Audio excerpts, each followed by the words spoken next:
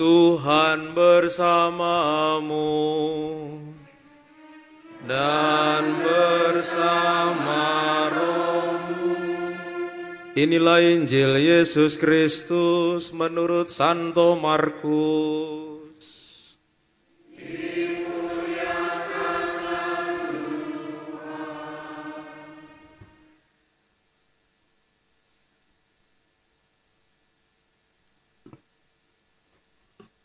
Sekali peristiwa, Yesus mengutus murid-muridnya mewartakan Injil.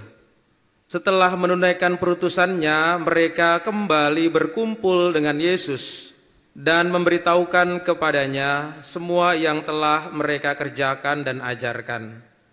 Lalu Yesus berkata kepada mereka, "Marilah kita menyendiri ke tempat yang terpencil dan beristirahatlah sejenak. Sebab memang begitu banyak orang datang dan pergi, sehingga makan pun mereka tidak sempat." Lalu berangkatlah mereka dengan perahu, menyendiri ke tempat yang terpencil. Tetapi pada waktu mereka bertolak, banyak orang melihat mereka dan mengetahui tujuan mereka. Dengan mengambil jalan darat, bergegas-gegaslah orang dari semua kota ke tempat itu, sehingga mereka mendahului Yesus dan para muridnya. Ketika mendarat dan melihat jumlah orang begitu banyak, tergeraklah hati Yesus oleh belas kasihan kepada mereka, karena mereka seperti domba yang tidak mempunyai gembala. Lalu mulailah ia mengajarkan banyak hal kepada mereka.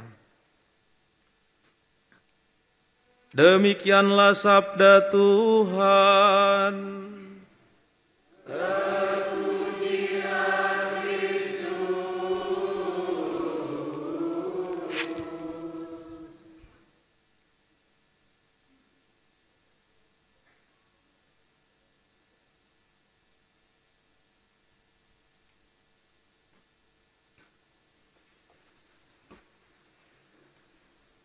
Bapak, Ibu, Saudara-saudari yang dikasihi Tuhan, kita mendengar dalam perikop Injil Markus hari ini, kita akan melihat seperti apakah diri kita.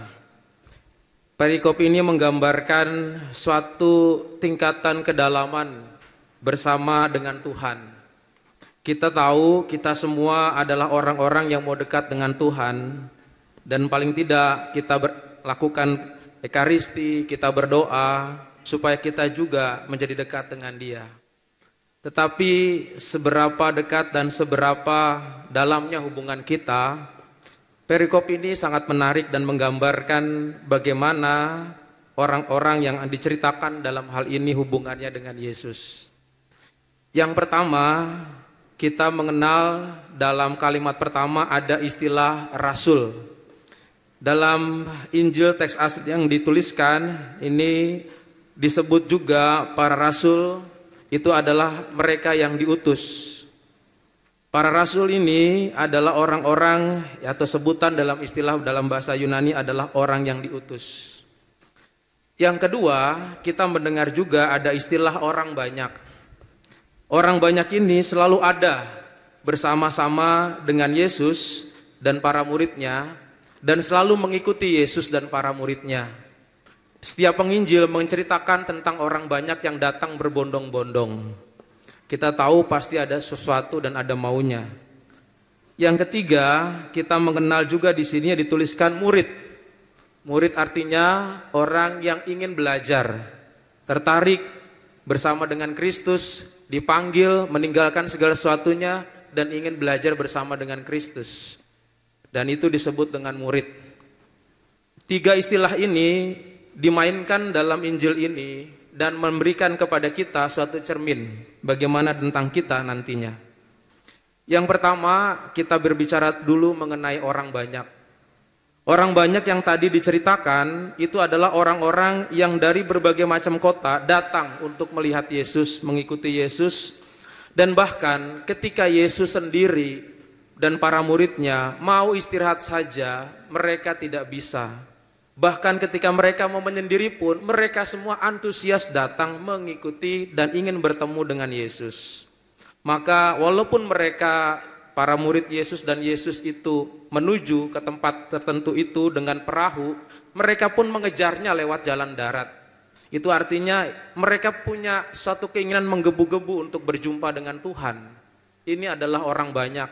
Ini adalah tipe dan ciri khasnya. Dan dalam banyak Injil juga diceritakan hal yang sama. Orang banyak datang berbondong-bondong. Dan kita tahu apa motivasinya dan apa yang mereka inginkan. Mereka ingin disembuhkan. Mereka pengen mendapatkan mukjizat. Dan mereka ingin juga melihat sosok Yesus itu yang dikenal pandai membuat mukjizat.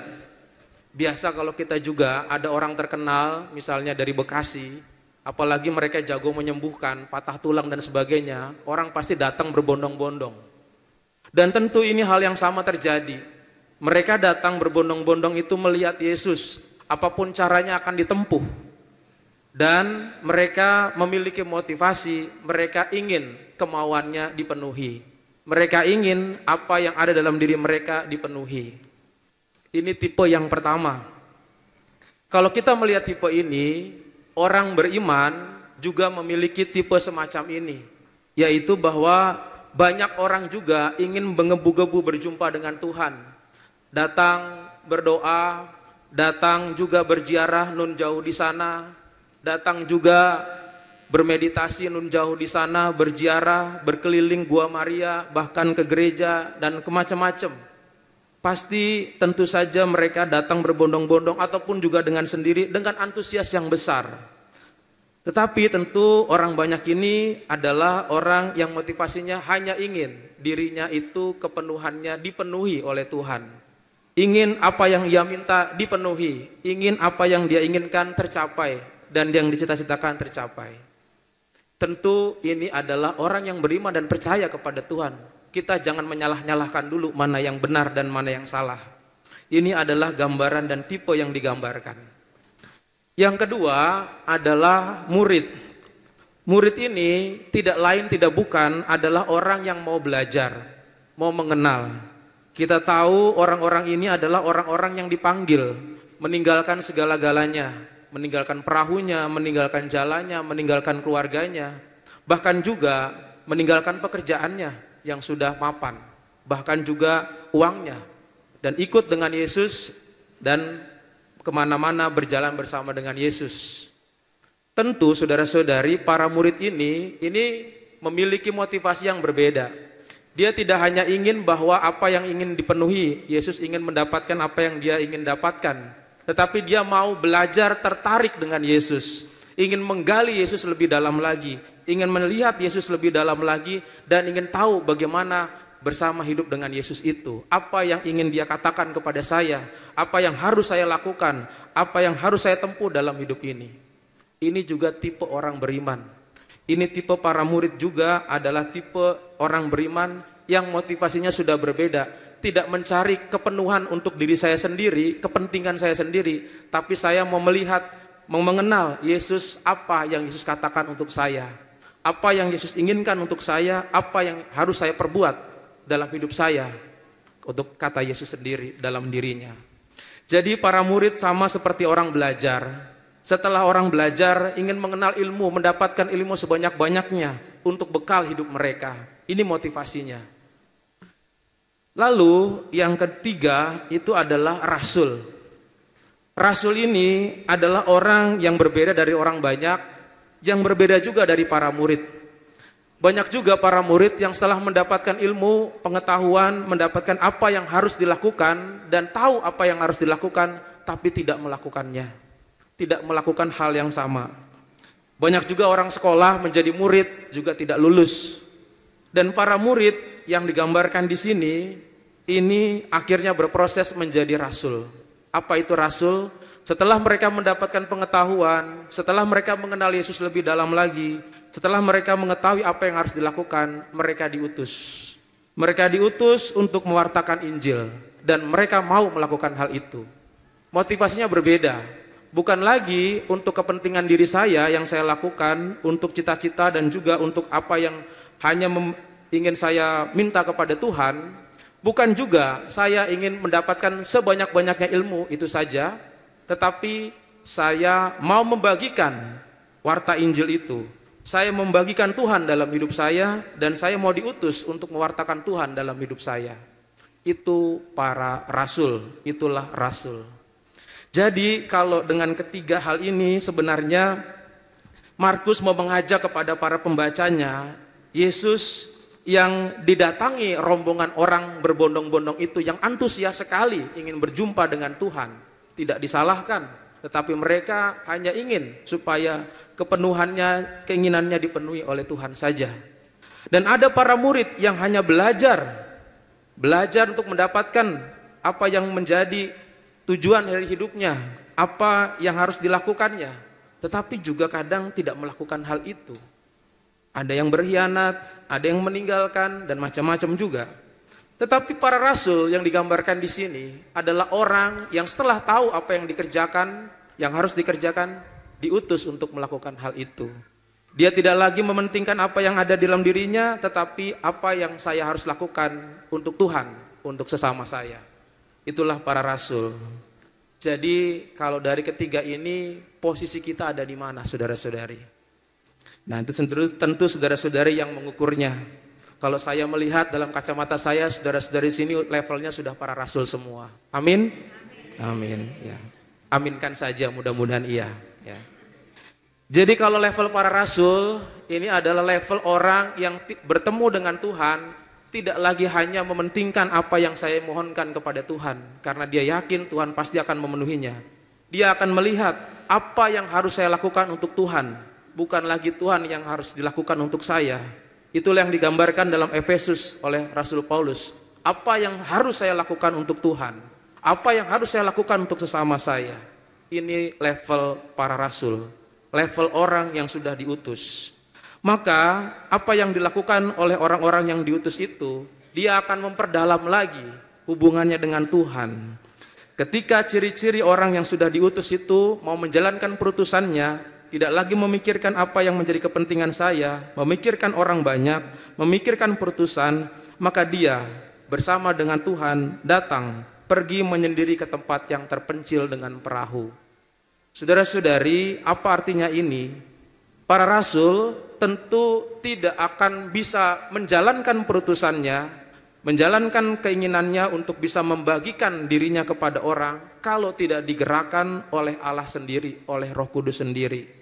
Maka simbol tempat yang terpencil ini seperti yang digambarkan oleh Yesus ketika dia mau melaksanakan perutusannya, dia menyendiri ke padang gurun.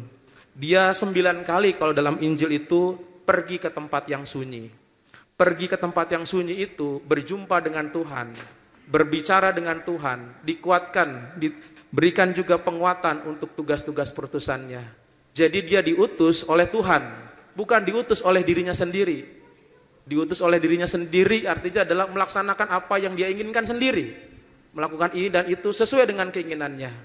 Tetapi para rasul diajak menyendiri untuk tahu apa yang harus dilakukan, apa yang harus dibuat dari Tuhan sendiri, bukan dari dirinya sendiri. Apa yang harus saya rencanakan, bukan dari diri saya sendiri, dari Tuhan sendiri. Maka pergi ke tempat yang terpencil. Terpencil ini sebagai suatu simbol hubungan kita dengan Tuhan. Maka kalau saudara-saudari levelnya sudah menjadi para rasul, maka kita perlu waktu untuk menyendiri bersama dengan Tuhan, memplanning rencana-rencana kita, memplanning hidup kita, melaksanakan apa yang menjadi rencananya Tuhan untuk kebaikan banyak orang. Maka semoga kita semua yang sudah levelnya, yang saya anggap saudara-saudari level para rasul, mampu juga diutus untuk melaksanakan tugas-tugas perutusannya dimanapun. Entah sebagai pelayan di paroki, di lingkungan, di wilayah, di rumah, di kelurahan, di RT, di RW, saudara-saudari diutus. Karena ketika dibaptis, saudara-saudari sudah menjadi rasul, orang-orang yang diutus. Semoga semakin memperdalam hubungannya dengan Tuhan. Marilah kita menyendiri ke tempat yang terpencil, kata Yesus. Berkomunikasi dengan Tuhan, tugas perutusan yang harus dilakukan, dan apa yang menjadi rencana Tuhan. Semoga Tuhan memberkati kita. Amin.